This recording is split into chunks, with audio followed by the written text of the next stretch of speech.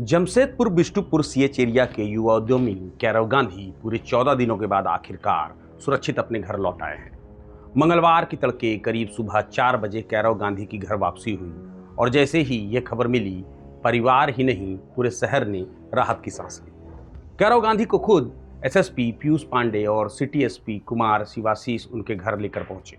कैरव को परिजनों के सुपुर्द करने के बाद पुलिस अधिकारी वहां से लौटे।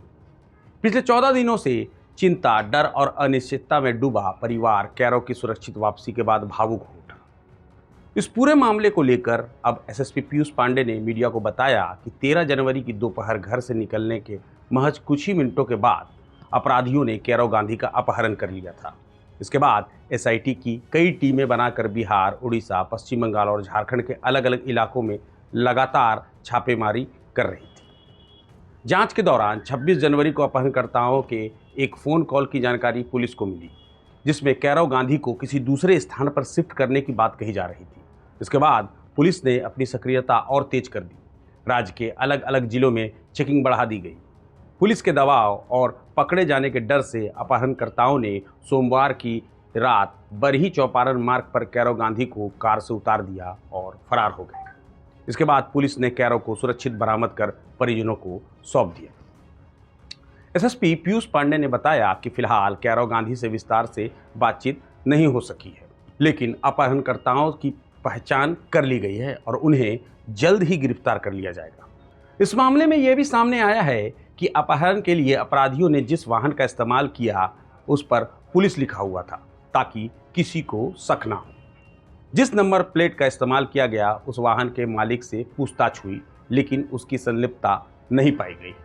पुलिस के मुताबिक अपहरणकर्ताओं की संख्या 4 से 5 थी। उन्होंने कैरव की कार को कांदरबेड़ा इलाके में छोड़ दिया, जबकि कैरव को अपनी कार से लेकर फरार हो गए। इस दौरान कैरव की आंख पर पट्टी बांध दी गई थी, जिस वजह से उन्हें यह नहीं पता चल सका कि उन्हें किस स्थान पर रखा गया था। एसएसपी ने यह भी बताया कि इस अपहरण कांड में किसी लोकल लिंक की भूमिका की जांच की जा रही है, जिसने कैरव गांधी से जुड़ी जानकारी अपराधियों तक पहुंचाई थी। इस दिशा में अलग टीम काम कर रही है। हालांकि फिरौती की रकम को लेकर कोई स्पष्ट जानकारी नहीं मिल सकी है।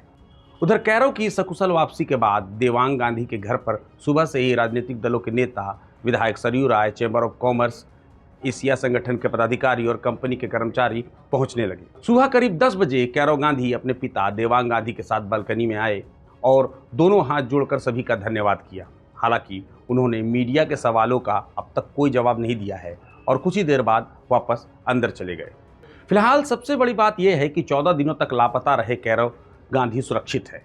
अब पुलिस की अगली चुनौती है इस हाई प्रोफाइल अपहरण कांड को अंजाम देने वाले अपराधियों को सलाखों के पीछे पहुंचाना। प्रभातखबर.com, विश्वास वही, रफ्तार नहीं।